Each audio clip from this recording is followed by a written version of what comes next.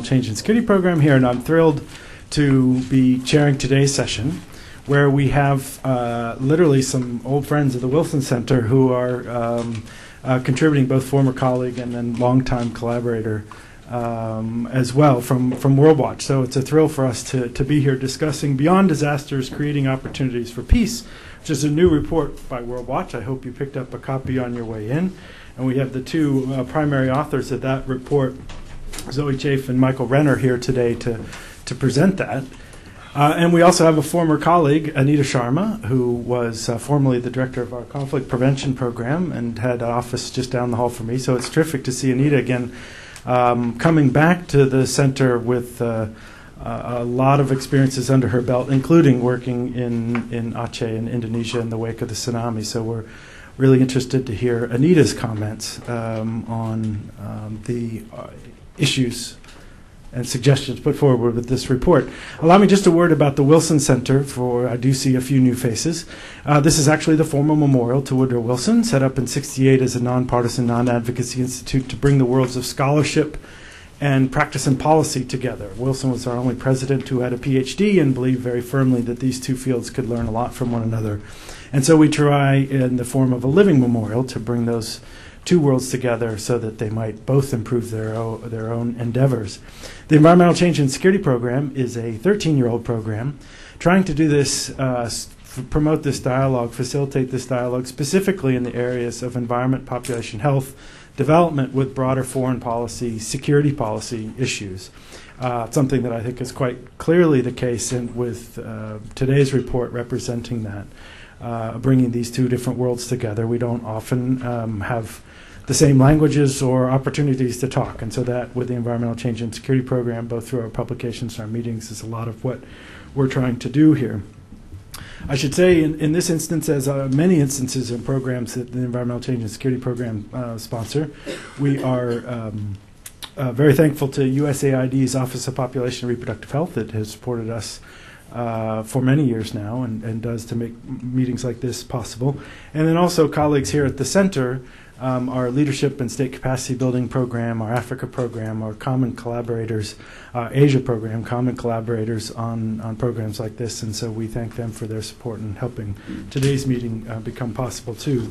I do have one downer note that I really do want to mention, however, is that one of our colleagues, Anita's former colleague, my colleague, Haleh Esfandiari, who directs our Middle East program. If you've been reading the papers, you've seen that she is imprisoned in Tehran now, I think, for 50 days, being charged with espionage and all sorts of specious things, largely for doing exactly what we're doing right here, which is facilitating dialogue among people who have diverse interests and diverse perspectives. And so we want to call her plight to your attention because it's something that is really, well, obviously something of great importance and great concern to us here at the Wilson Center. So I'm going to turn the floor over to Michael and Zoe. They're both at World Watch, both have been working on these issues in a variety of manifestations. And in this case, looking at humanitarian catastrophes and what roles that kind of in the wake of those we might see for peace building and peacemaking.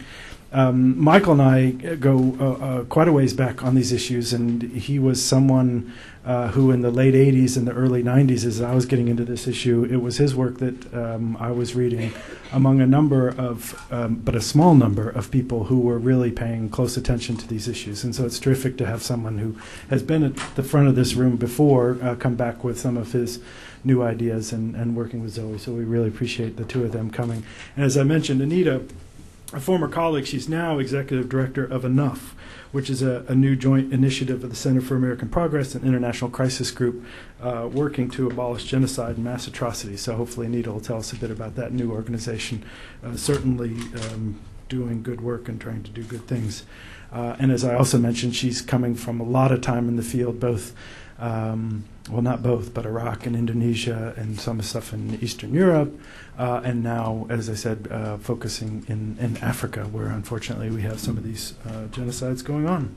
So, Zoe, I think I'm going to turn the floor over to you. When we do come to the Q&A period, I ask that you wait for a colleague of mine to bring you a microphone because we are webcasting the meeting live, and then the video will be archived on the web. and so we want them to share in hearing your questions as well. So, Zoe, please, the floor is yours. Thank you very much, and I'd like to extend my thanks to the Woodrow Wilson Center for hosting us. This is a great venue.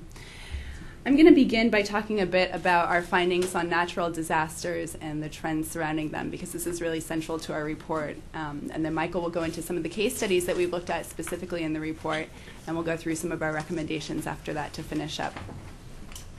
So I hope you all have gotten a copy of the report, which, this is working. Maybe you could push the button for me there. There you go. Which looks like that. And this is sort of a new face of an old series that World Watch has been putting out for quite a while now. And so Michael and I, as the title says, have focused on the nexus between disasters and conflict. Next slide. So if we begin by looking at disasters, what we find in this report is that natural disasters are increasing over time. And here we're pulling data from a source in Belgium, which defines disasters as an event that kills at least 10 people, affects at least 100, or necessitates some type of international call for emergency aid. So if we saw that there were about 1,000 disasters recorded in 5 years in the late 80s, up until now, we're closer to 2,000 over the same type of time period. So we really have seen a market increase. Next slide. This slide here shows the number of people affected by disasters. So these are people that were injured or made homeless, necessitated some kind of aid. And the number of people that have been affected is also rising. It's not quite reflected because of the breakdown by 5-year periods here, but we've seen a 10% increase in those affected over the past 2 decades. We're up to about 231 million people per year that are now affected by disasters. Now, if we look at the number of people that are killed, this has been fluctuating over time, mostly because of increases in early warning systems, which have brought down the number of deaths. But that's tempered by some large events, such as the 2004 tsunami. And the number of deaths from that tsunami alone are highlighted in yellow on the graph there. So while it was a huge event which brought lots of media coverage, we also do note that there were as many deaths between 2002 and 2006 from other disasters as there were deaths during the tsunami alone. If we look at the type of disasters that affect many people, 1.2 billion people were affected by flood over the past decade, while 736 million were affected by drought. So this adds up to 82% of all of those affected by disasters were victims of just flood or drought. And we identify the types of disasters here because oftentimes it is the type of disaster that dictates how much coverage a disaster is going to get in the international news. Fast onset, rapid onset disasters such as those usually get much more coverage than slower onset disasters. So here we focused on things such as floods, tsunami, earthquakes, whereas things like drought oftentimes are under the radar screen until it's too late to do much about them. So if you go to the next slide. This slide here identifies basically what I've just been talking about, which is that these high-frequency disasters, such as earthquakes, things like that, are actually affecting quite a few people if you look at the number of deaths as compared to all of the deaths during a single year. But in terms of the number of people affected overall by disasters, they really are just a small percentage. Okay, so the Kashmir earthquake, which is one of our case studies in 2005, accounted for 85% of all the deaths during that specific year, but only 2.1% of all the people affected. Now, Katrina is an interesting counterexample because it was a very well-covered disaster, but it was only represented 2.1% of all the deaths from disasters in that particular year. Next slide.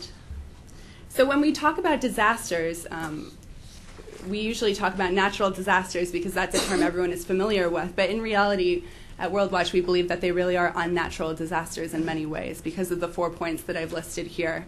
Environmental degradation is increasing the frequency of many types of disasters. We see changes to ecological systems.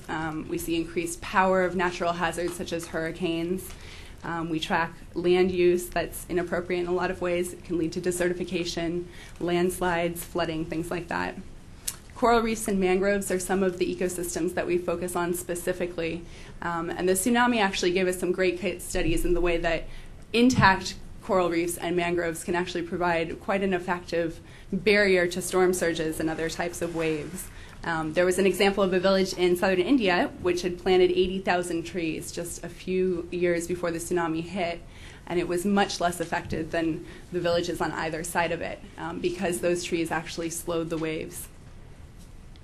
Now, if we look at the second point, climate change, we find that river deltas and low-lying areas will have to contend with sea level rise. Populations living in areas that are already prone to extreme weather are only going to have these effects exacerbated. And looking at the numbers, meteorologists have seen an 80% increase in the most powerful types of cyclones and other types of hurricanes over the past 35 years. And they think that's because of the warming trends in the ocean's waters. So this is a trend that we're only beginning to see the effects of now, but we believe will have some pretty strong implications in years to come. Population growth and housing. With increasing population, you see more people in concentrated areas that come in harm's way. If you could go to the next slide for a second. This is a list of the 10 most populous cities around the world. And you can see that many of them face a variety of risks from natural disasters.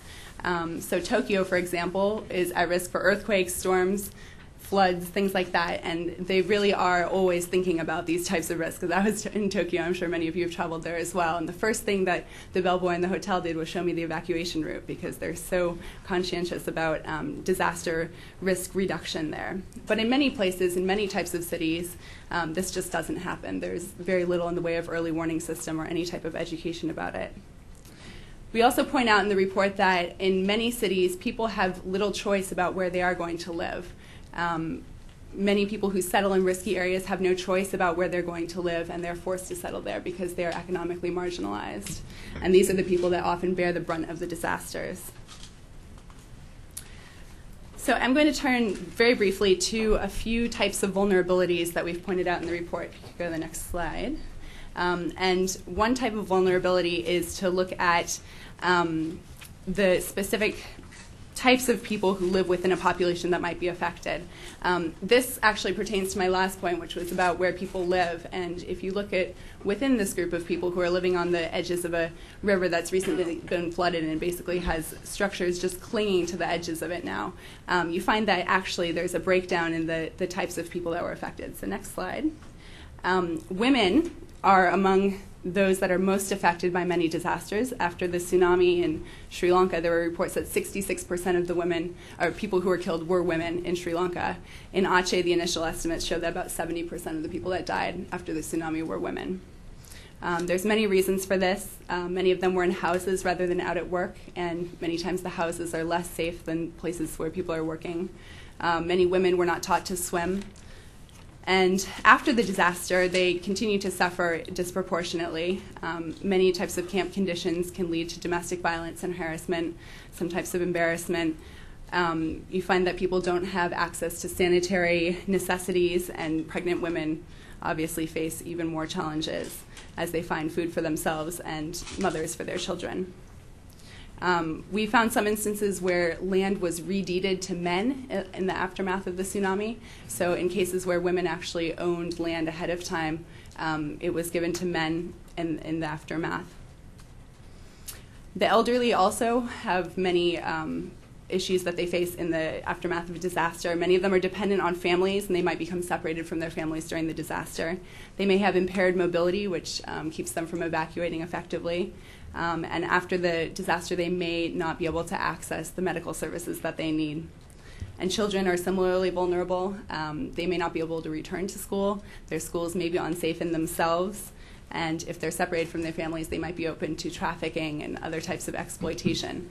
So these are the types of things that we really tried to pick apart a bit, because we believe that they can lead to increased social strife. And when overlaid with violence, as Michael talked about a bit, there's even more potential for suffering in many of these disaster areas.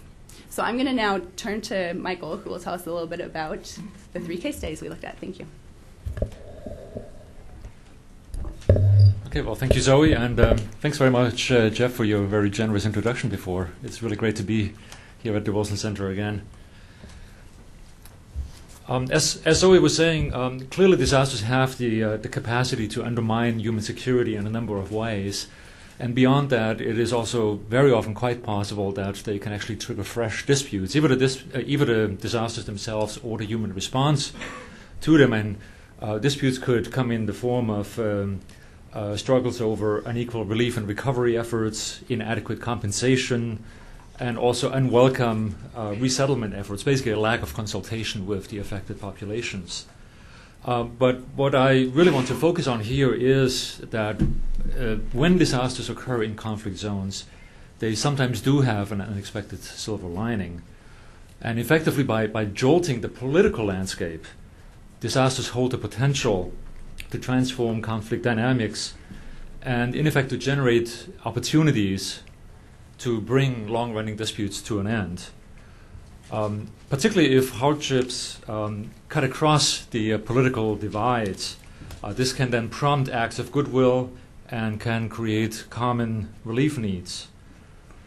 But it's also quite clear that post-disaster goodwill is something that really offers just a very brief window of opportunity. And of course that opportunity can be taken, or it can just be lost easily. A lot depends on the specific circumstances. For one thing, the scale of the disaster and also the type of disaster.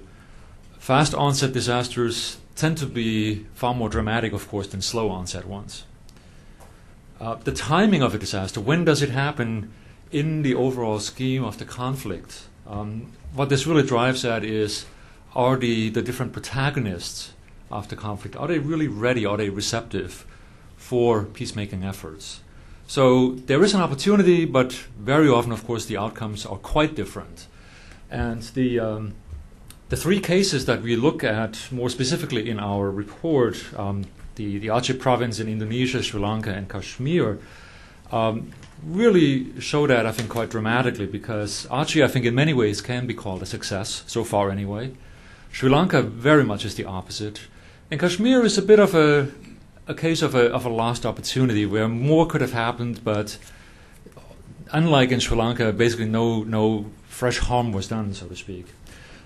This table just shows a little bit the relative orders of magnitude of the disasters and the conflicts in these three areas, and they really are, of course, particular snapshots at given times. If you look at slightly different times along the conflict lines, of course, the numbers will change. Some of the numbers are estimates. In many cases, the numbers aren't totally agreed, but this is sort of a rough picture, really, to show that both the disasters and the conflicts have had really quite tremendous impacts on these three areas. Let me start by talking a little bit about Aceh. Aceh had suffered from a civil war between the central government and the GAM rebel movement, which was fighting for independence of Aceh from Indonesia since 1976. The region had been under martial law for 2 years, and then, of course, when the tsunami happened, it was in effect pried open to world scrutiny. The sudden media attention, the influx of many aid workers and others, did help to first dampen down and then end human rights violations, and in effect really created political space. For the Acehnese themselves, and I think in many ways even for the Indonesians in general, the enormous scope of the tsunami's destruction served as a catalyzing shock that quite decisively shifted the political dynamics and in effect really reinforced what was already true on the popular level in Aceh, a very strong desire for peace. If you look at the rebel movement, GAM, they had actually in the previous 2 years endured very significant military setbacks, and their leaders were quite aware. They actually had exile leadership based in Sweden. Their leadership was quite aware that internationally there was really just no support for their goal of independence. So they were very quickly, it turned out, prepared to abandon independence and then really negotiate a form of autonomy within Indonesia. On the government side as well, it's quite interesting. The current president, Yudhoyono, was elected just a few months before the tsunami hit, and was elected actually on a platform that included settling the Aceh conflict. He quite quickly saw an opportunity to link Aceh peace with a push to both rein in the military, which was really, in fact, almost like a state within the state in Indonesia, and also to pursue further democratization of Indonesia's political culture. Now, before the tsunami hit, and some people say, maybe the tsunami wasn't necessary, there were some secret efforts to restart negotiations. And strangely enough, the negotiators were about to be invited to Helsinki when the tsunami struck. But I think the tsunami still made a big difference, because if you look at the history of the conflict, the earlier failed efforts, the enormous opposition, particularly on the part of the Indonesian military, and some other factors, it would not have been very clear what the outcome would have been of efforts that were started in secret, and then, of course, at some point would have been brought out into the open. So the tsunami, I think, made a huge difference. What also made a big difference was the very strong personal commitment, both by President Yudhoyono and his Vice President Kala. In addition, outside actors were really quite crucial as well. The European Union decided to support the peace agreement that was negotiated and then signed in August of 2005, put its political weight behind it, its funding behind it, and saw to it that the so-called Aceh monitoring mission was deployed, consisting both of European and ASEAN member state monitors. And they were, as they really like to point out, and I think quite rightly, they were deployed very, very rapidly. They basically had people on the ground as soon as the agreement was signed, which is by and large unheard of in most of these cases. So Aceh, I think, in many ways has come a very long way. The first democratic elections that were held in December of last year and brought Irwandi Yusuf, a former GAM leader, into power as governor, I think were a real milestone, an enormous milestone. That said, though, a range of tough challenges do remain. On the one hand, you see in this graph the GAM government conflict has basically died down. I mean, it's quiet. It's history. At the same time, the red line shows that there are other conflicts now. Most of these are not of a violent nature, but they do point to a range of issues that need to be resolved, including the reintegration of combatants, reviving the economy. There are disputes over aid.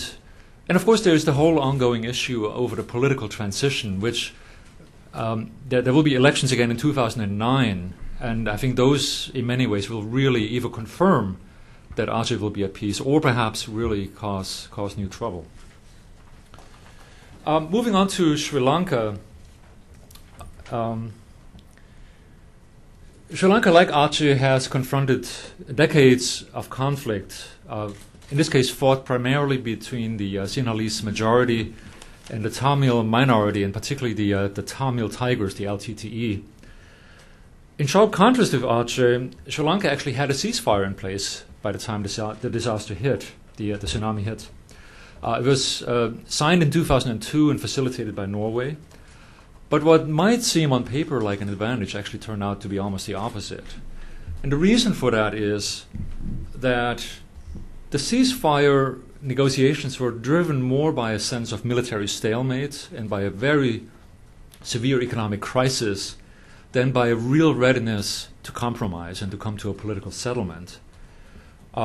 So as a result, I think in part, the agreement did not address human rights issues, did really not get at this culture of impunity. It also left out very important constituencies. The agreement, in effect, sort of assumed that there are the Sinhalese and there are the Tamils, and there's nobody else. But when you look at the dynamics politically in Sri Lanka, each of the communities, including also the small Muslim community, is split internally. And only certain parts of these communities actually felt represented in the agreement. And the others had basically every reason to oppose it. And so for a number of reasons, by the time the tsunami hit, there were very widespread fears that the conflict might actually break out again. Now, when the tsunami hit, and if you look at the left-hand map, communities on both sides of the conflict divide were hit very hard. The Tamils lived primarily in the north and also to some extent in the east. The southern area is very heavily Sinhalese. On the right-hand side, just for comparison, the highlighted districts there show the ones that have conflict-displaced populations. And as you can tell, the south, of course, is basically unaffected, but the north and the east are very heavily affected. In the aftermath of the tsunami, there was a real popular groundswell of goodwill. For at least 2 or 3 weeks, there was a feeling that we are all in this together, there were no divides, and the dividing lines seem to be gone. But that feeling did really not translate onto the political level. If it had, I guess one could say that there might have been a good chance that sharing the aid that poured in after the tsunami might have been a way to build confidence. But it turned out that control over aid was an intensely political and polarizing issue, very closely connected with the totally unresolved question of how Sri Lanka should be governed. Should it be a unitary state, as the Sinhalese majority, or many of them think, or should it be a state that has far higher level of devolution, as the Tamils demand? Ultimately, the process of trying to figure out what to do with the aid, how to control it, how to share it, even though there was an agreement signed, a short-lived agreement, it really amplified the conflict dynamics. And international donors found that despite some good intentions, they really could not affect this dynamic in a very positive manner. I think one key difference to Aceh is that in Sri Lanka, the hardline views were very much dominant. There was not this effort to neutralize opponents of peacemaking efforts. And I think ultimately both on the government side and particularly on the LTTE side, the leaders felt that their interests were better served by letting things stay where they were, basically continuing the conflict. So, as you may know, in 2006, the conflict in effect really resumed. The ceasefire agreement is still effective on paper, but that's about all there is. On the ground, of course, there is no such thing. And I think this graphic speaks a very clear and very, very disturbing language. Just one additional note on Sri Lanka. The uneven progress in reconstruction didn't, of course, help either, partly because of the resumed conflict. The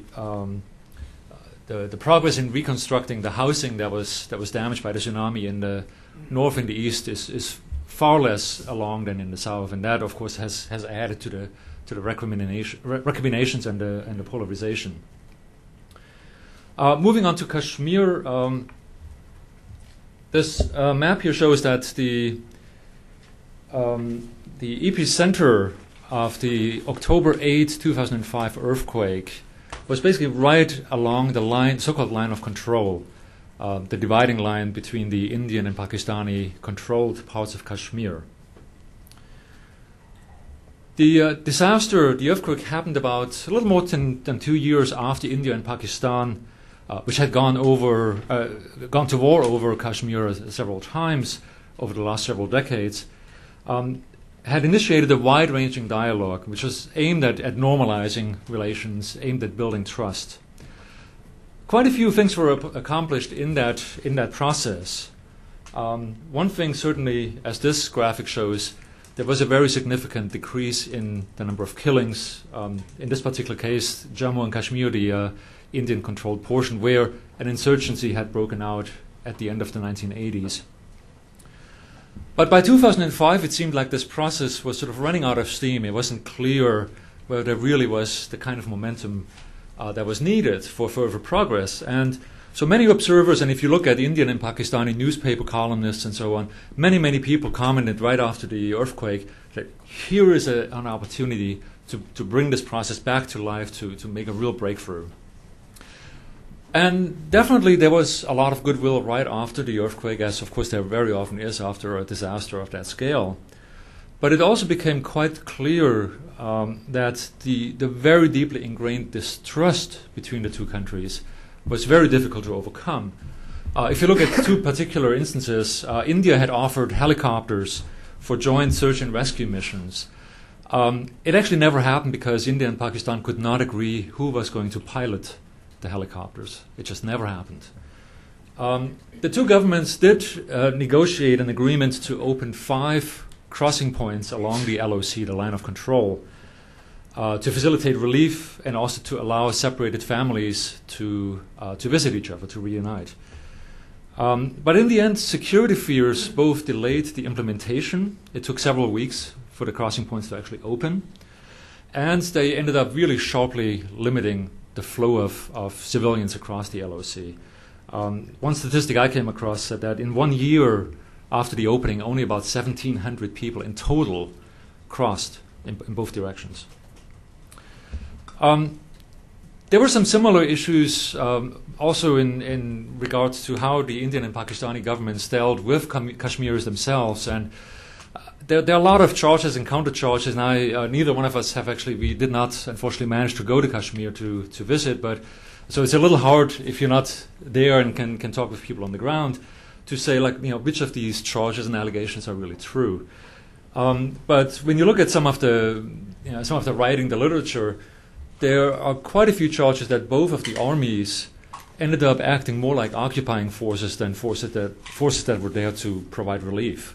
And there was quite a bit in the way of charges of discriminatory aid provisions and so on. So that certainly did not help either.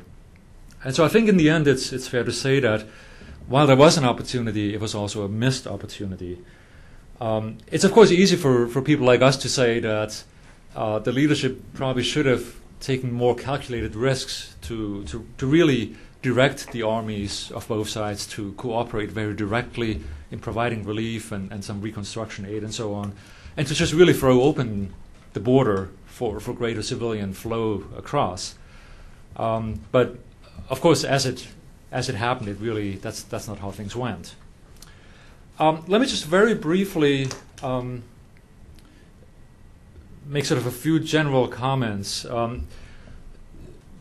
What emerges from these cases, among other things, is, and I think this is one of the key findings of our report, is that conflict solutions in a post-disaster situation need to be indigenous.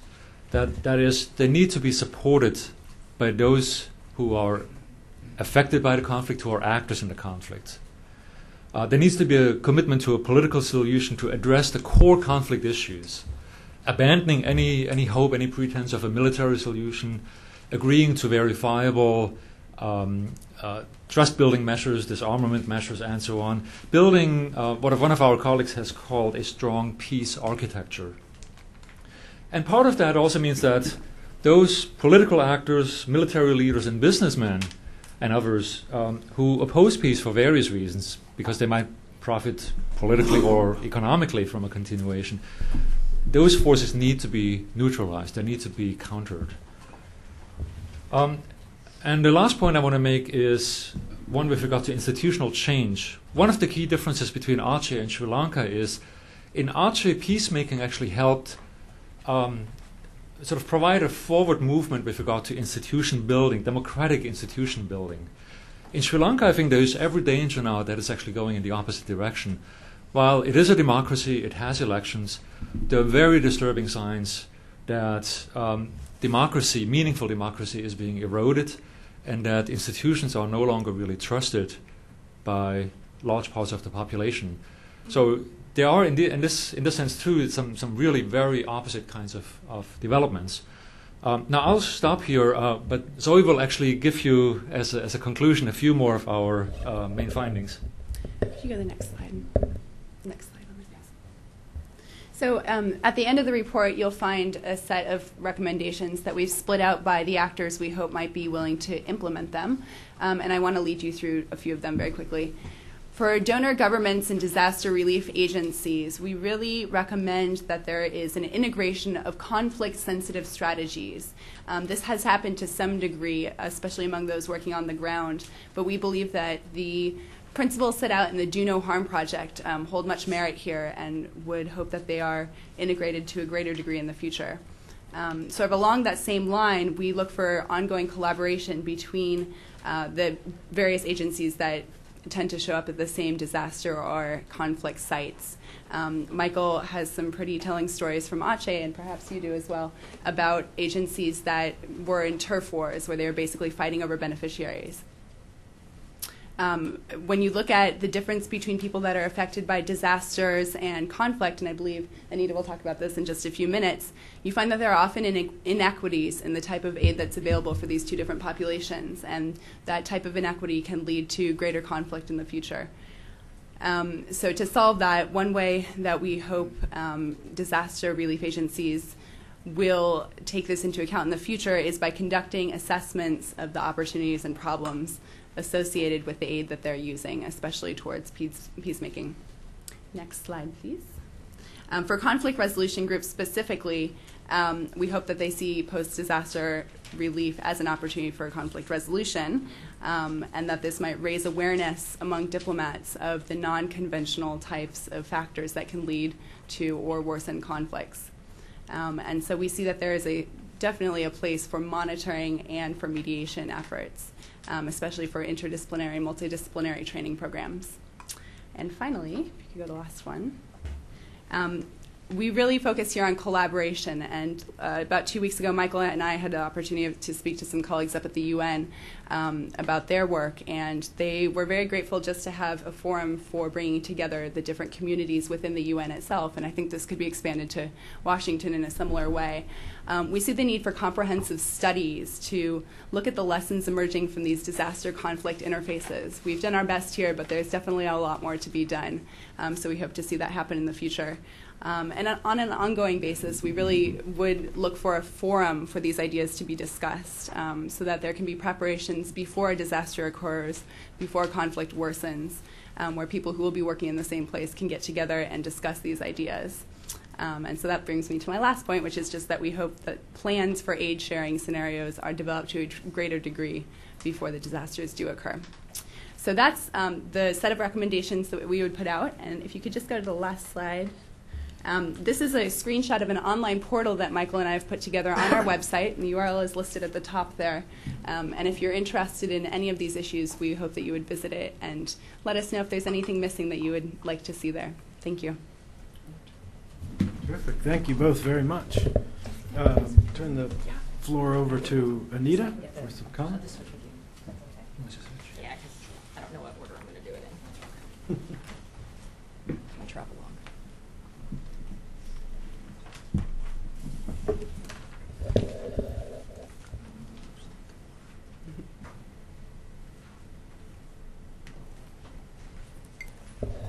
While I'm doing this, let me say thank you so much to Jeff and to the Environmental Change and Security Project for inviting me to participate today. As Jeff said, I used to run the Conflict Prevention Project at the Woodrow Wilson Center a couple of years ago, and have left in between to do my field work, but just recently came back to Washington, D.C. to head up a new project called Enough. And as Jeff had said, it's a new initiative between the International Crisis Group and the Center for American Progress, and it aims to abolish genocide and mass atrocities. So very lofty goals, but we're hoping that we can have some traction, both in terms of working in Darfur, northern Uganda, and eastern Congo, focusing in areas where some of the worst egregious human rights violations are taking place today, but then also continue the work that I was doing here at the Wilson Center on conflict prevention. So laying the foundations, it's kind of shifted from conflict prevention to responsibility to protect. Same foundation, same ideas, the notion being that if a country is unwilling or unable to take care of its own citizens, then it loses the right to sovereignty, and the international community has a responsibility to assist, whether that be humanitarian issues relating to peacekeeping or punishing of the perpetrators.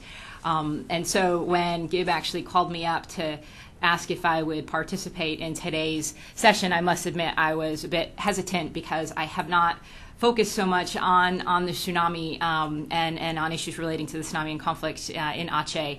But in going back and reading through all the materials and looking through my photos, it was a great opportunity for me to do so. So I am appreciative. We're also I'll touch a little bit on Darfur, and we can talk about it, but I'm reluctant to engage on that in terms of the subject today, looking at environmental scarcity resource questions. You have seen recently that there was a UN environmental study which really draws and looks on climate change issues happening in Africa. Some of the work that I had done here and then the Secretary General Ban Ki-moon which drew some of the ire from the human rights and humanitarian community by saying that much of the conflict in Darfur is because of issues relating to climate change. In my opinion, it's and I said I wouldn't go into this, so just really briefly, it's an exacerbating factor. It certainly doesn't make matters any better. And when you have a fragile system like that, when you have leaders who are very keen to exploit those differences, you do have a recipe for disaster, no pun intended. All right, now I'm talking so much that I'm not getting up my photos. Hold on a second. In the case of Aceh, I went over to work on humanitarian relief programs soon after the tsunami, but then I ended up transitioning to still working on tsunami relief programs with the UN, but kind of covertly assisting on the peace process efforts as the governance advisor. And why I say covertly was not because the government per se was opposed. It was actually people within the United Nations system and infighting, because UNDP was thinking that they had been doing, they had the responsibility to work on conflict issues. And there was an immediate line that was drawn between the disaster community and response and the conflict community, and we could talk about whether in the end that was a good thing. I think eventually and quite quickly people recognized that you couldn't treat one without thinking about the other, because sustainable recovery for the tsunami is only possible, as you see in the case of Sri Lanka, if there are peaceful conditions in the country. So there definitely are areas of concern, of overlap. But initially, when the tsunami happened and when the government of Indonesia said that they would appreciate support, they said quite specifically that it was only for tsunami relief, and they were and all organizations, of which there are some 200 or so, as the report points out, were to be working in tsunami-affected districts. Now, obviously, as Michael was saying, in terms of the people who had been displaced, both because of the tsunami, because of the conflict, in some cases they were one and the same. And so it was a kind of a false distinction, because everybody had been affected by the conflict. Not everybody was affected by the tsunami, but great numbers were. But people had been affected and traumatized for many years. And so mental health studies had shown that because of they had low-level chronic trauma because of the conflict, and then acute trauma because of the tsunami. But it was upwards of 70% of people in a recent study said that they had been affected. So it was very difficult to make the distinction. The same with the housing. There was a needs assessment done for the rebels, in which a quarter of them had said that they had lost their houses due to the tsunami. So again, there were distinct overlaps. But in terms of the amount pledged, there was $8 billion that were pledged for the tsunami. And like I was saying, with about 200 organizations, the bulk of them, I would say 99.999% of them, were there to do humanitarian assistance work. And very few of them actually understood that there had been this conflict, that there had been martial law in the country, that there were very few internationals in Aceh at the time of the tsunami. One exception, and I just happened to be fortunate to work with them, was the International Organization for Migration. Now, again, I didn't join IOM until I was with IOM in Iraq, but I hadn't joined them in Indonesia until after the tsunami. But IOM was one of the few organizations which had been chosen by the Indonesian government to do some studies relating to conflict needs. And so they were trying to map out how many people had been affected by the conflict. But even still, even though they were allowed, it was under martial law, so you had passes to go up for 2 weeks, and it was very tightly regulated. You had to go in and go out. So I say this to illustrate that there had there was a strong current of mistrust and distrust between the Indonesian government and between the Acehnese, and then a real lack of understanding and knowledge and ignorance, really, with the humanitarian communities. And I'm happy that Michael points out in their report that there already were efforts ongoing to bring peace to Aceh, some failed agreements, but then some other secret arrangements and discussions which had been ongoing, which was then kind of the tsunami gave the cover, served as the catalyst in a way to really bring the groups to peace. Because of the ignorance in some cases of some of the organizations that I work with or had worked with, they were under the misperception that the tsunami caused peace. And so fine, whatever, if you have that, but just in terms of understanding, again, going back to the notion that people weren't entirely appraised of what was happening. And when the groups, like I said, when they came, they really focused solely on providing emergency support and focusing very much on the humanitarian provisions. And it was an interesting case because even though you had Aceh was a conflict scenario, it was the UN rates their security situations, 5 being, and I don't know if Iraq still counts as a 5, is kind of a no-go area, just really red-hot conflict. Aceh, even though it was low-level conflict, was still rated a 4. And so when we got there, so we were working in a humanitarian situation, but there was still, because the peace agreement had not been signed, the United Nations and the other organizations were very much operating in a very serious conflict environment. But at the same time, it wasn't like an Afghanistan or Iraq, because Aceh still was relatively calm. So you had that kind of interesting juxtaposition. Now, the report focuses, very much on looking at the prospects for peace, and I'll focus on that. But also, it was interesting because I was able to work on tsunami recovery and on the peace recovery, and there are lessons to be drawn and the intersection between both of them. But like I said, it was the government and the donors really tried to assiduously keep separate these two funding streams, donors, beneficiaries, actions, etc., precisely so the aid would not be considered political. So that's number one. And then I think the second was, unlike in Sri Lanka, you did not have the cases of equity. It wasn't like one ethnic group was receiving assistance and the other wasn't. There were some cases, and I'll talk to this in a little bit, about beneficiaries if the tsunami survivor was getting a better house than, for example, somebody who had lost their house in the conflict 15 years ago. There were some tensions and cleavages there. But what was interesting about that, and I will add one recommendation to yours, is the need for information.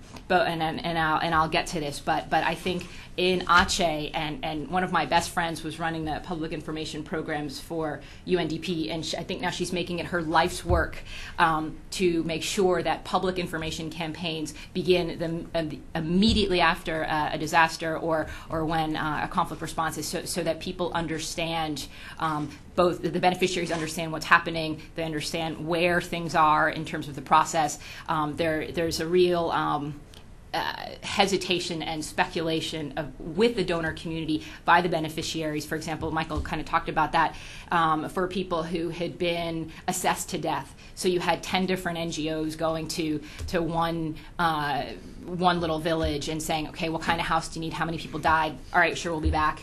2 weeks later, another group comes, and people are like, I just want a house. Just tell me when I can expect this, because this talk is really cheap. In terms of, as I was, well, let me just show you a picture while we're here.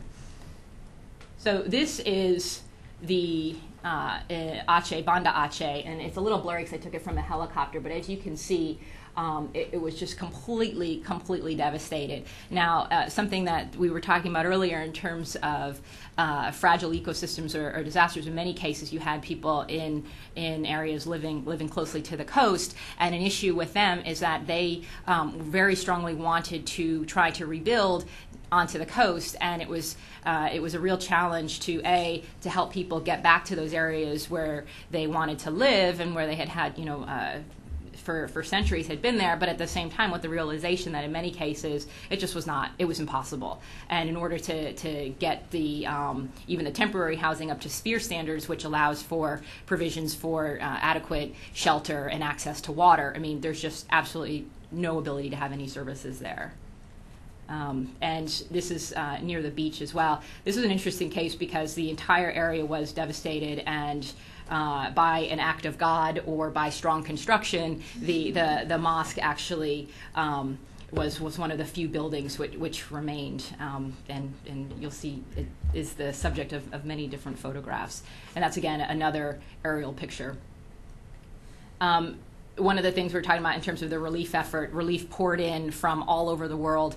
These are shovels, which, you know, I don't know which country they came from. But then IOM began building these houses. And originally, IOM started to build, in the report it says that 500,000 people or so had lost their homes and been displaced. And so the biggest need was housing. The second biggest need was kind of restarting people's economic assistance. And so IOM began building housing. At the same time, IOM then later on, which I'll talk to, got a different set of funding and mandate to begin doing some housing for conflict survivors. But anyway, that's the housing varies widely. This is considered one of the better ones. But you know, even still now, from what I understand, there are still people who are living in tents and waiting for homes. And a lot of the houses were not built up to standard, and partly that's due to corruption, poor use of building materials, etc. And they're just inadequate, which is really unfortunate. But in terms of the differences, what I was talking about in beneficiaries being different, donors being different, expertise being different, information being different, the government of Indonesia set up 2 different entities and organizations to keep track and monitor the projects. One dealt specifically with reintegration, trying to help manage that $8 billion, and then the other was dealing specifically with conflict survivors, and both in terms of people who were part of the rebels and then people who had been affected by the conflict. Much smaller stream of money, somewhere I think like $50 million, so obviously pales in comparison. And what was so interesting was that agencies adhered to that rule. In many cases, they said that it could only work in tsunami recovery work. Some questions started to arise. Well, okay, if I'm working in this one district and the house, the school had been burned because of the conflict, but right next door it was also affected because of the tsunami, what should we do? And I mean, the questions were really at that level because the government had been so adamant, as I was saying, in terms of separating the 2 out. And I think partly that was due, and everybody agreed, and it was partly due because the United Nations was a bit fearful of a East Timor-like situation, or being blamed if the conflict restarted, being blamed for causing it. So all groups were very, again, like I was saying, just very clear in where the aid was going. And in fact, as UN Special Envoy Bill Clinton, he got a bit more engaged in Sri Lanka when it really looked like the peace process was faltering. But he only made one remark on the peace process, and that was upon the signing of the MOU in 2006.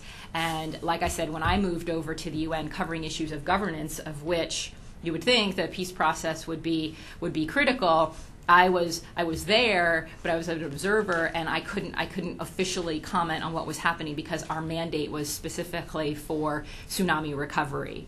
Now, again, even the multi-donors, the Multi-Donor Trust Fund, the World Bank, and others were saying that we were going to do 2 different funding streams.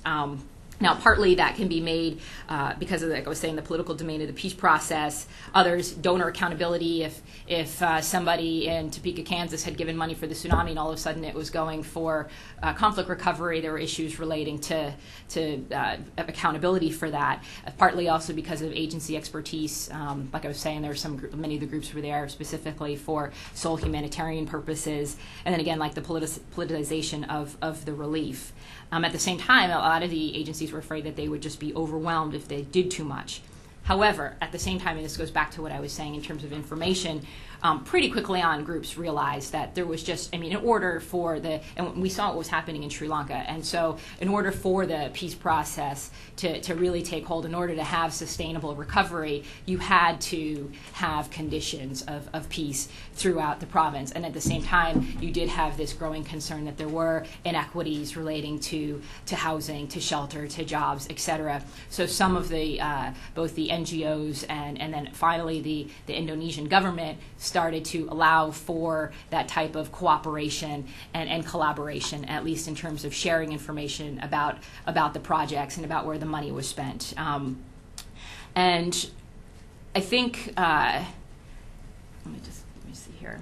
So, for example, one of the things we had talked about earlier, this is a photo of the peace process, and in terms of information, I have a picture of that. Well, this is the decommissioning effort.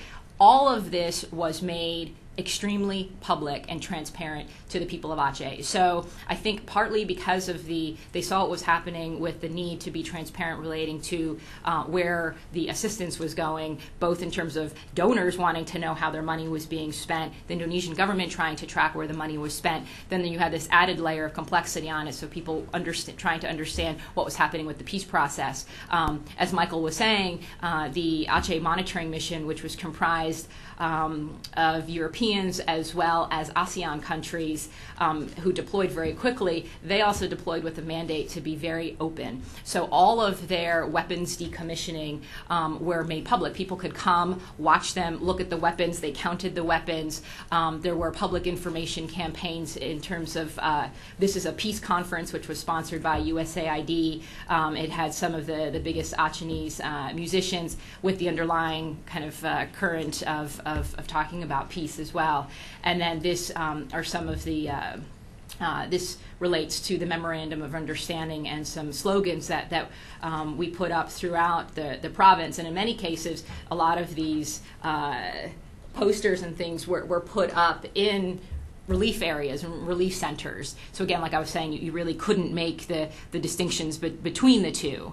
And again, the elections, interestingly, we had thought potentially that the recovery efforts and the slow going of the recovery efforts might become an elections issue and might be exacerbated, and that candidates would point to the UN, point to other international agencies for holding up the process. That actually wasn't the case. As Michael was saying, when Yusuf Rwandi won, it was really on a campaign against corruption and against the old status quo within Aceh. And Sydney Jones, who is probably one of the smartest people on the subject, she works for the crisis group, and I'm not saying that because I work for the crisis group too. She's in Jakarta, and she calls it kind of the perfect storm, which was between the fallout from the peace accord and the failure of the older parties to recognize the changing times, basically. But still, as the report points out, there still are tremendous challenges. I definitely, obviously, I wasn't in Sri Lanka, I wasn't in Kashmir, so I can't speak to that. But Aceh is the silver lining, the exception to the rule. The potential for peace is great. There has been some increasing evidences of violence. Recently, the World Bank does a monthly study looking at kind of low-level conflict there again, but it's smaller conflict, not toward the government. In some cases, there are still people living in tents and a couple of years later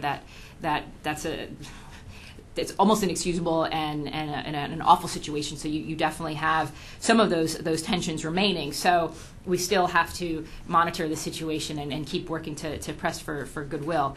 But I do think, very much like the study, and just to go into this quickly, is the same takeaways I would suggest in terms of conflict sensitivity. So if you are a humanitarian organization and you are going into an area and yes, you're going because of a disaster, thinking through, understanding that there had been a conflict there and was still ongoing is critical to understand those dynamics in terms of the do no harm approach.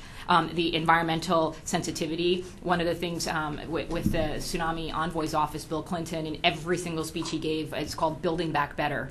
And so that means a whole host of issues on the environmental side. It means being a bit more aware of creating more sustainable both housing, shelter, whatever processes that take into account the fragility of the particular ecosystem. The biggest one that we had mentioned this, the two biggest ones actually, community development and participation.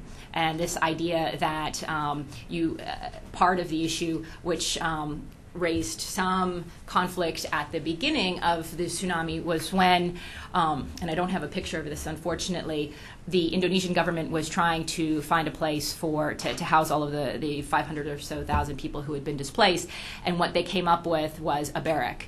But and just as you can imagine, the barrack, long log kind of housing, not up to sphere standards, didn't have good access to water. But the more important thing, and why the Acehnese did not like it, was that it resembled kind of the prison structures that had been set up. So the people thought, gosh, here we are, there's still this conflict ongoing. They're putting me in a place that looks like a prison. They're taking my name down. They're taking my family's name down. What's going to happen? So I think the international community, as we had said, the fact of that presence being there served to assuage some of those fears. But then also getting the community engaged, getting them involved. So you better understand the local context. It strengthens local capacity, and it also provides a dispute mechanism, so you can resolve some of those low-lying tensions. And then finally, in terms of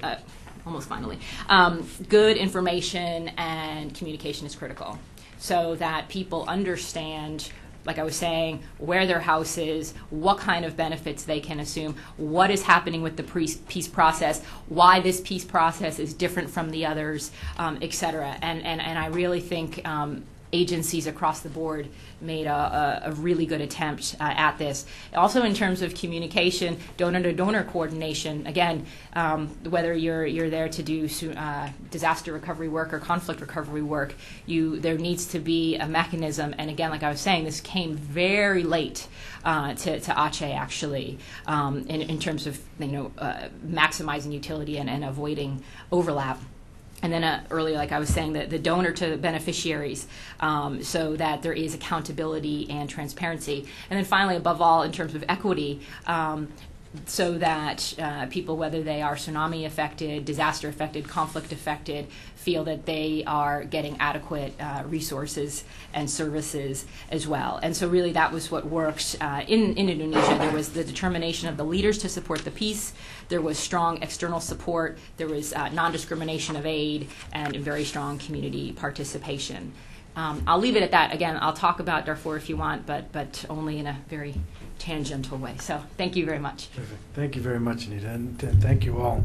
You've given us an awful lot, both the 30,000-foot view and somewhere in between, and then obviously right on the ground. So I appreciate it very much. We have some time for discussion. As I suggested, please, if you would, let us know who you are and use the microphone when you are posing a question. I've certainly got some myself, but I will defer mine for the moment. So, Alex, if you could bring the microphone up here, the gentleman up there.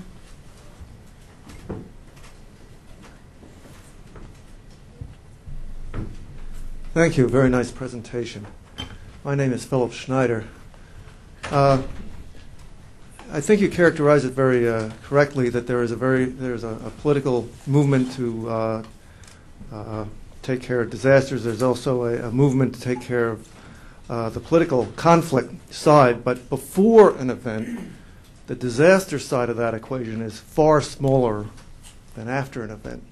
There isn't a whole lot done to mitigate communities to resist the disasters. And what I'd want to ask you all is, and I doubt there was an example for you to look at, but if there was a mitigated community that was experiencing political conflict, how would the mitigation, if they had the escape towers during the tsunami, the water could flow under the buildings, that kind of thing, or if the masonry was reinforced in the Kashmir area against the earthquake. But if they had those things in place, how would that have affected the conflict that might have occurred after the disaster and in the long term after the disaster? Because one of the things that it was very interesting that in some of the cases after the disaster, the conflict actually started escalating, getting worse. Well, if that had been, say, a mitigated community or a mitigated region, what kind of effect would that have had? How would you have projected it? I'll throw one example in there.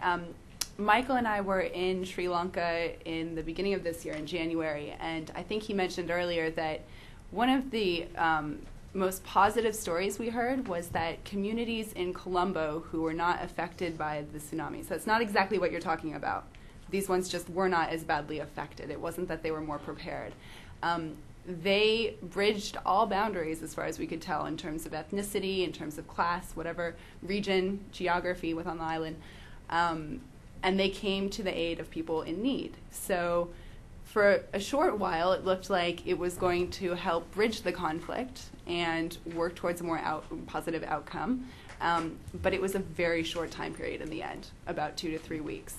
So I would say, if I had to speculate, that I think mitigation is positive in many ways. I think that one of the things we recognized is that, unfortunately, the more casualties there are, the more people take the disaster seriously. And so I'm not sure that we would necessarily see movement in a political situation if there weren't mass casualties. And if you have regions, villages side by side that are experiencing things differently, then it would be very difficult to predict any sort of blanket outcome, I think. Do you have any other thoughts, Michael? No, I would think what you're saying makes sense to me. It is. I mean, one would like to think that, working in a positive direction, one can head off certain problems, or one can create opportunities that otherwise aren't there. But I think very often that just doesn't tend to happen all that. I mean, it may happen in some cases, but it's probably the exception rather than the rule. I think, to my mind, I don't know if I'm putting too much of a spin on what you're getting at, but to my mind, this connects up with an issue that you, Jeff, are, of course, very interested in, this whole notion of sort of using environmental interests, joint needs to do peace building, overcoming conflicts, and so on. I mean, in the same sense, to say, well, can we not use mitigation as something that interests all of us and makes us cooperate in some way? And hopefully on basis of that cooperation, trust will gradually accumulate and grow, and that will allow us to do things that otherwise just would never happen. But I think it takes, and I think, when you look at what happened in Aceh, it takes very active, positive involvement at the right time, at the right level, sort of in the right place at the right time. And very often that just doesn't happen quite in the manner that it's required. So I think it's one thing to think about these things theoretically, but very often on the ground, unfortunately, they don't play out as well as one would hope. Okay. Yes. Excuse me, Miss Day, just 1 second. My name's Alice Day. I'm interested in the gender differentiation in survival and what happened as a result of the very large number of men, I gather, who were left without their wives and without their families, who had to rebuild their lives. Was this general in the 3 different cases, or was it more true of Aceh? And how has that been resolved? Yeah, I've looked at it more in terms of just the survival rates rather than the implications long term. So I wouldn't feel comfortable generalizing about that, but I'm sure that there are implications. They just may not be coming out in the reports that we're seeing. Do you have any experience with that? Yeah, I think ultimately in terms of the 70%, I think was found to be a little bit high, but there were very strong concerns that you were going to have a population of males who were unemployed and who had lost their livelihood in their house. And as studies for conflict show, when you have kind of disaffected young men without things to do, it's easy for them to pick up a gun. So there definitely was that concern.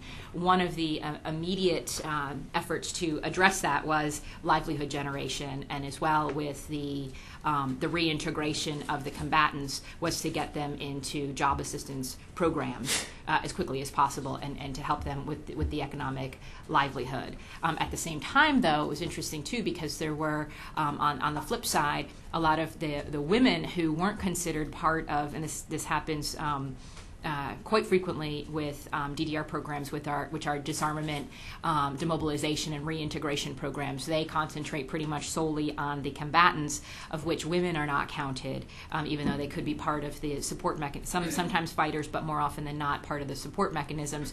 So on the flip side, there were real efforts to assist on gender equity issues and assist with the women with livelihoods. But the biggest issue in Aceh was livelihood and income generation, getting people some money in their pockets, allowing them to restart businesses.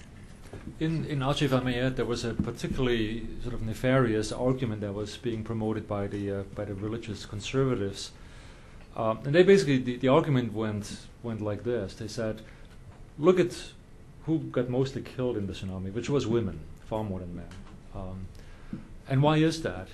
Because women are sinners." They did not hew to the rules. They went with a different interpretation of Islam and what women's role in society is supposed to be, and all those kinds of horrible arguments, really, really horrible.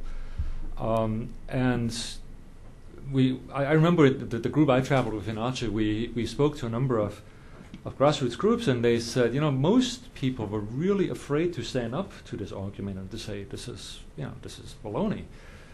Some did. And for a while, I think there was a real worry that Aceh would actually go sort of down a path, toward a very reactionary interpretation of Islam. It has gone a little bit that way, but not really all that much. I mean, I remember I went there in December of 2005, and one picture that's sort of ingrained in the back of my head is these two teenage girls riding on a motorcycle, and they're wearing the headscarf. But they're driving, and I kept thinking, and actually some people said to us, this is not Saudi Arabia. And so there are differences despite these varying trends, which I think are very important to take into account. Okay. I have a couple questions, if I may. One is just a small one. In the very beginning, Zoe, you mentioned that there's this trend line up in terms of reporting of disasters. And it would be hard to be precise, but the one question would be, do you think that our ability to report them having improved accounts for some of that increase in the numbers? A small question. One question, and some of this, you got at this a little bit, but one of the arguments that I've heard in some ways that to not discount, but to say to have as the primary explanatory variable as to whether disasters, how they can impact on the conflicts, is that if the disaster has a differential impact on one of the combatants versus the other, that's the most important thing. And the shorthand then is it really hurt the rebels in Aceh, and it really didn't change the balance of power in Sri Lanka, and that explains the difference. Kind of just fairly superficial, but so my question is, what were there big differences in how the various disasters affected the parties in your three cases, and how much or how little would you attribute that distinction to where we get in terms of the outcomes? And then finally, do you see any evidence, given I think the experience that we've had across all three of these, as both you've seen in analyzing it, and Anita has probably the scars to show for it, this lack of coordination and this firm division between the disaster and the conflict communities. Do you see any evidence that based on these experiences there's more willingness to engage in dialogue across, even within organizations or across sectors. To me, there are a few, although I don't think it has anything to do with thinking ahead, but places like the UN Environment Program has decided to put together its disaster office and its post-conflict assessment unit under one umbrella, one office. Are there ways that either institutional structures are changing, or even just, as you said, your experience in talking to the folks at the UN, they enjoyed the fact that they were bringing the different communities to the room, but we've seen how, in all of our endeavors, how reified these different compartments are and these different stovepipes. So do you see any learning going on and willingness to play outside our comfort zones? I'll answer the first one very quickly. The data source that I use does identify a trend in better reporting, but it's basically from 1980 until now, there's not a remarkable difference in the ability to report, according to the data source. So I use only data from 1980 forward, and they say that that's basically comparable. It shouldn't be a significant factor in the increase. So as far as I've looked at, I've tried to be as conscientious about that as possible. Yeah, it's a tough one. Yeah. In terms of the last question, I think it's a little bit hard for us to tell because we don't work on the ground directly, so we're usually just interfacing with representatives of different groups that are working on the ground. But we've had a lot of interest in this report, and I think it's been very gratifying to Michael and I because we've spent 2 years now looking at this. And when we first started out, it was very difficult for us to find anybody who was really studying the intersection of disasters and conflict from an academic point of view. Very difficult to identify people who were actually working on the ground in both areas as well. We have picked out a couple, and they've become very good friends of ours now, and we've tried to collaborate as much as possible. And we are seeing quite a bit of support now from the aid community, and I think within the conflict community too. So I'm hoping that means that there is more of a willingness to work together.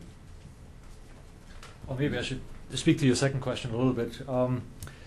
Yeah, I think those cases are really quite different in that sense, and also in terms of how things really evolved.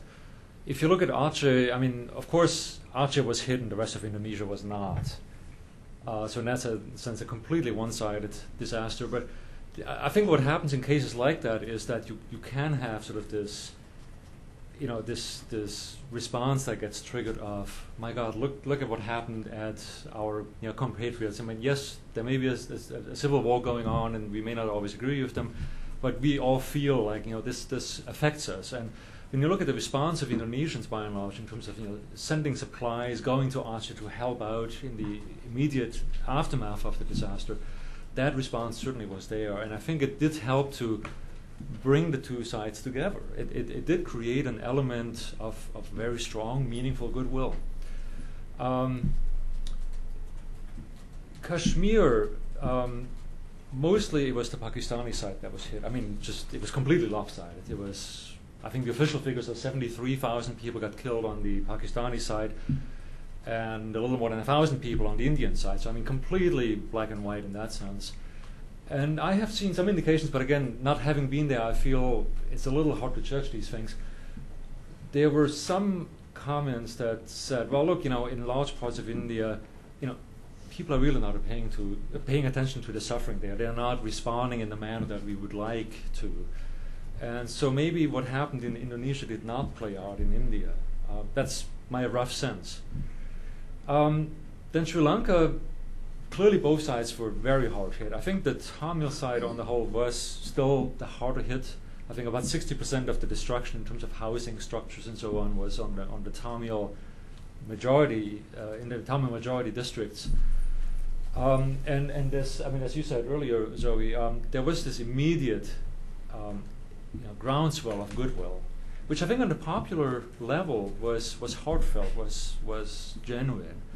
But all the people we talked to in Colombo and elsewhere, we were mostly in the south of Sri Lanka, people kept saying, it didn't translate. The politicians, the political leaders were not interested in that. They were not prepared to play that kind of game, let's just say. Pick up and say, well, here is a whole new ball game. Let's go with it. So I think the distinction is an important one, but I think it still depends how it interacts with the actual emotions, conflict lines, how people feel about the conflict. Yeah, I'd say with GAM, there were some attempts to organize, to provide relief, to assert themselves, but they were just completely decimated and weren't able to do so. And I think pretty quickly the exiled leadership in Sweden recognized that they could only push so far, and this was probably going to be their best opportunity that they could have to bargain well. And at the same time, you had the president and the vice president making this previously had stated that they were fully behind it. So again, it sort of served as a catalyst. In terms of getting the communities together, it's been difficult enough to get the relief and development communities together. And so I think we're starting to see that now with the disaster and conflict communities.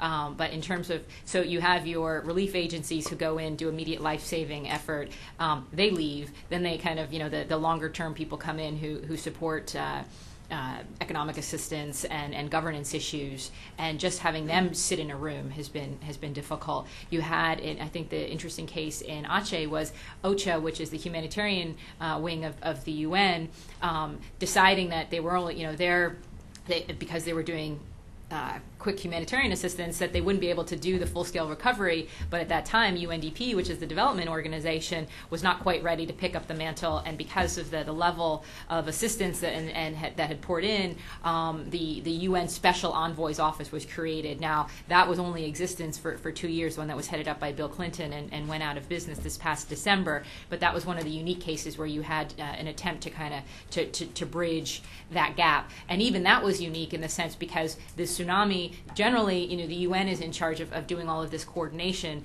Well, I wrote down the figures in terms of just how much the UN presence was dwarfed because the bulk of the financial assistance went to the international NGOs and the local NGOs. So you had this interesting case of the UN trying to run these coordination meetings, and you had the International Federation for the Red Crescent being like, we've got 10 times more money than you. We're going to go ahead and build our houses. But anyway, that's an aside. But in terms of getting groups to start to think through with the conflict lens, that is starting to happen. So most development agencies now have a conflict assessment that they have to engage and look. And I think increasingly you are going to see the people who are focusing on disasters doing similar work. And hopefully your report will really get people to illustrate just how important it is. So congratulations. Okay. There are other questions and comments? Yes, please, ma'am. And microphone will be there in 1 second. Galina Schneider. One thing that occurs to me is that if there was more mitigation preparedness, it would be a way to engage local peoples and even conflict groups prior to events while assessing both the peace-building needs, the relief needs, and the mitigation needs for the multiple kinds of disasters and migrations that can occur from both conflicts and disaster situations. That by having people engaged early on in a process run by whoever, the UN or whoever, similar to what we have in the U.S. to plan for hazards and what some countries are doing to develop that kind of preparedness, and also add the element of peacekeeping, which has become almost a science, and how we bring things to people in disasters and coordinate, not necessarily through the military, but how we coordinate all of the different actors. I do think that we could have a huge impact before the hurricane, before the tsunami, before the flood. And we would have less spillover effect, like we had in the Aceh tsunami, on Little Katrina, where we start treating our own citizens like a third world country that we're bringing efforts to.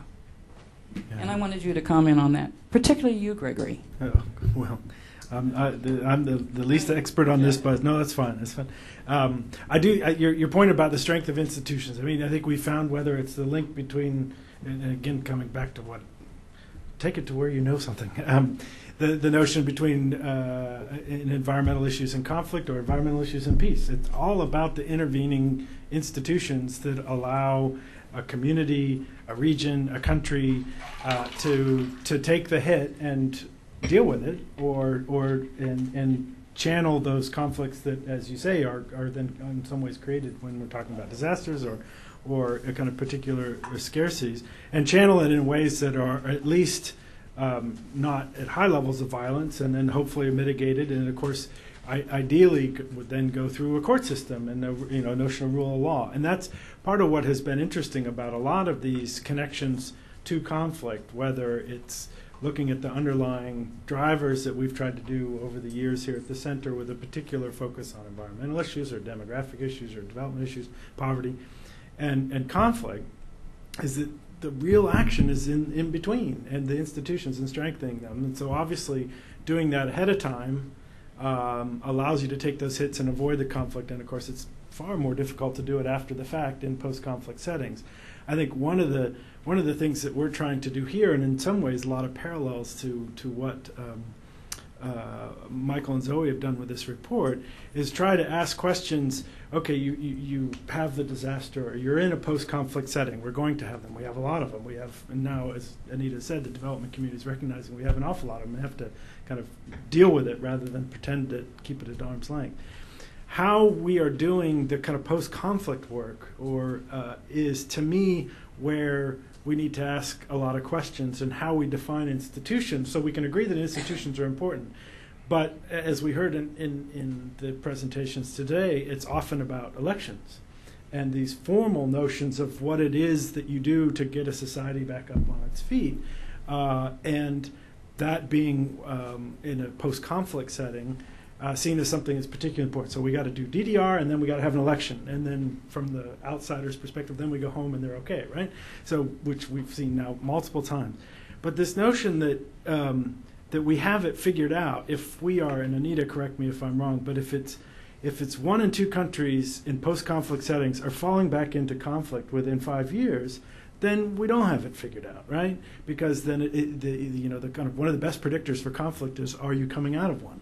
And so in that sense, where I think part of how, and this pushes us in that direction, where we need to go is thinking systematically about, in our area, where do natural resources play in terms of that post-conflict setting?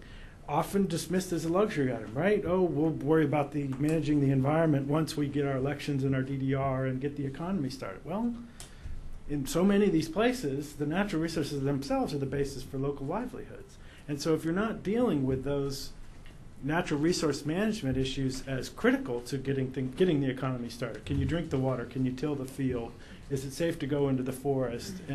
Who controls the forest? So how you get to peace? If you promise the rebels the forestry ministry because you're buying them off and they know they can make a lot of money for it, then you're not going to get to peace ultimately, right? So that's a fairly circuitous answer to your question, but I do think what we've heard today is really going in some of these positive directions of trying to understand what the opportunities are, that how you're set up to do it ahead of time will really have a big part of going forward, that there are tremendous challenges to get our institutions to talk with one another and work together across these different issue areas.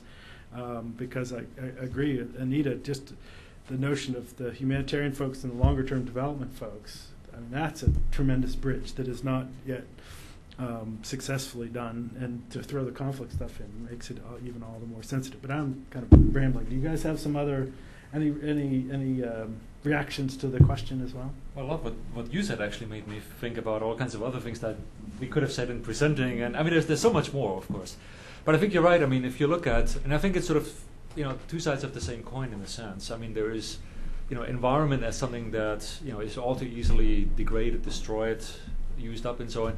And then, of course, the other side, of course, is there is sort of a very valuable natural resource that a lot of the struggles are about. And in Archie, for one thing, I mean, you look at these kinds of things, it's all over the place. It's I mean, I remember I was near the industrial. This is the second largest city in Archie, the industrial city of Luxmawe, which is on the northeast coast. And we spoke with villagers that were literally outside a huge ExxonMobil plant, which gets natural gas out of the ground and turns it into LNG and ships it to South Korea and Japan. And the stories that we heard from them as just daily abuse, I mean, even apart from it, I mean, not to argue with that, but even apart from the sort of the larger question of governance of resources and who gets to make the profits and who gets to share, on the ground for the villagers, this is where it really plays out, and this is what really drives conflicts beyond just a movement that may pick up arms. Because GAM, I think, is one of those examples in Aceh that had very, very strong support, popular support, and it was all very heartfelt because these villagers and people in cities as well, every day they knew what this was about. They had the abuse in their own family, their own relatives, their own children, and so on. And that I think is really important. So we do need to address, I think, both the environmental side, the resource side, but we also have to address, I think, the military as an actor, because who do you call when a disaster happens? You go to the military because they have all the logistics, they have the helicopters, the planes, the manpower. Yet in situations like that, the military might actually be really the occupier, the oppressor, the enemy for people in Aceh or in Sri Lanka and so on. So on one hand, I think it makes sense to think about ways how you could transform the role of the military and to make it a more useful and a cooperative force. But I think one also always has to take into account, what are the on-the-ground divides, really? I mean, how do people on the ground see this? Is this just a nice idea, or does this actually work for them? I'll just add one thing, and that brought to my mind in terms of the military. On the U.S. military side, disaster diplomacy actually happened between the United States and Indonesia, in the sense with the not the Indonesian government, which is a strong supporter of the United States, but in terms of public opinion within Indonesia, because we're not so far off the heels of Iraq, which in Indonesia public opinion is zero support for it. And so when people saw that the United States military, the Navy, the Marines were assisting, that helped kind of elevate public opinion a little bit. So that was a positive benefit. In terms of military now, U.S. military is starting to look a bit more at environmental issues.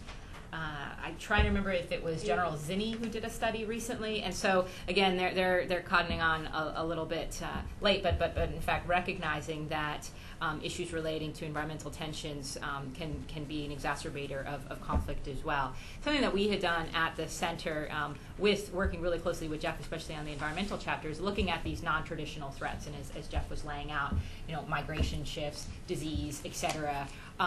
We're beyond borders now in the sense that these things affect us all, and in particular, getting those communities which don't normally look at these issues to look at them, to get them a bit more aware. I'm not entirely sure what is happening on the military side with that, but I know that there are some studies out there. Yeah, there's some studies, particularly in the climate security frame, but I think where it's going to really be tangible is the stand-up of this new Africa Command, with the promise and the perspective that it'll be quote-unquote non-kinetic, so it won't be all about killing bad guys from their perspective, but will be a lot of the humanitarian roles and trying to build capacity, be part of a team that is both civilian and military, government and non-governmental, and that's where some of the more interesting thinking is going on in terms of how that plays out. Can I have one more thing in there? Of course. Bringing it back to your idea of mitigation and people working together before something happens. There's a lot of positive examples of how local communities can come together through that process. And so if you have, for example, a group that's working together to monitor a flood level rising in a river, right? So they're monitoring a river to see when they reach flood stage, and then they have some sort of disaster plan. That sense of community that's built there actually really puts into place a structure that can be used after a disaster occurs, if one occurs, because there is this sense of ties within people living in a close area, and if there's one representative from that, an organization, some sort of local civil society, that can then translate those needs upwards. People have found that often helps to get the right types of resources down to the local level very quickly, as opposed to national level organizations just coming down and trying to do the needs assessment. So I think there are a lot of benefits, whether a disaster occurs or not, to just taking those steps towards mitigation. Here in this country, we have DMA 2000 from FEMA, and which was funded Just a to a certain second. extent. If you're gonna, we need to get you the microphone. So no, it's fine. We just want to get you the microphone. DMA 2000 efforts for communities and whole states or whatever, and the funding was supposedly ended, and it is kind of ended, but the program goes on. You can pre-plan for what disasters are going to hit your community, including how your little local community chemical plant is going to affect flooded houses in the locale. The problem is that although the planning, the software, and the kinds of things you need to do this kind of mitigation are available in the U.S., they aren't widely funded to be used, and there's no funding to use them internationally. We're relying on foreign countries to even rewrite software to develop their own mitigation efforts. He's the expert on this anyway. Yeah. Actually, in this country, we're not as good as we think we are. A tsunami model, the technology exists to create one, to forecast the effects of a tsunami. It's not being funded. Coastal event like Katrina, all the technology exists to model that as well. It's not being funded. What's not being funded here is technology that's not going overseas. And the overseas countries, there's many that are interested in doing this kind of forecasting to set up mitigation programs and preparedness programs, but they don't have the funding either. And going back to institutions, on an institutional level, our institutions are actually not very well equipped for doing that, because even the World Bank has to do it by country. It could be done so that many countries could have that technology, but there's really no mechanism for doing that funds something like that. Even through the World Bank, it has to be done country by country by country, and you would hope that one country would get the technology and maybe could share it with the others, but you got to get the first country to do that, and that hasn't happened yet. Yeah, no, Zoe's point up front about it gets more attention when more people die, and it gets more attention when it's sudden, and things like planning and preparedness and preparation, of course, is it's not sexy to fund it until afterwards, right? Until after is the problem. Colonel, you had a question? Yes. Colonel Datta, Foreign Policy Association. I was wondering, after you have really articulated in so much of detail about the various disasters, natural or man-made, has there been any conscious effort to go an extra mile by peacemaking bodies like United Nations to take advantage of the aftermath of the natural disaster, bring about a political settlement of any issues between the conflicting parties? From your conversations with the folks at the UN, how optimistic are you that they're doing this proactively? Well, there are various offices in the UN that I think their hearts are in the right place. They're trying very hard. One example we are familiar with is the UN Development Program has a Bureau for Crisis Prevention and Recovery, I think it is. I always forget. I apologize. They have offices in New York and in Geneva, and of course people sort of in countries around the world. And they are basically trying to do pretty much the same thing as we did with this report, to look at how their mandate, which of course is long-term development, not responding to a disaster per se, how that is going to be impacted by these interfaces of conflicts and disasters coming together. And they actually, they're doing a project looking at a number of particular cases that are going to be then, the findings are going to be distributed to their country offices. So they're one example. I suspect there are probably more that we just aren't familiar with, because the good stuff very often doesn't travel very far. The good news, the bad news travels far more easily. I apologize now. I was going to make another point and it just slipped my mind. Maybe it will come back to me in a minute. No, that's fine. Well, I think what we'll do is we'll thank all three of you for your comments and your presentations. Give people a chance to come up and have informal chats with you, and I'm sure it'll come back to you, Michael. Thank you all very much. I think it's a real contribution, and we appreciate the hard work you've done on this. And I know we've here at the center already used it and passed it on and learned from it, and I hope all of you will as well. As I mentioned, today's session is being webcast live, and then the video will be archived, and along with links to the report and related the various organizations represented here will all be on the Wilson Center website.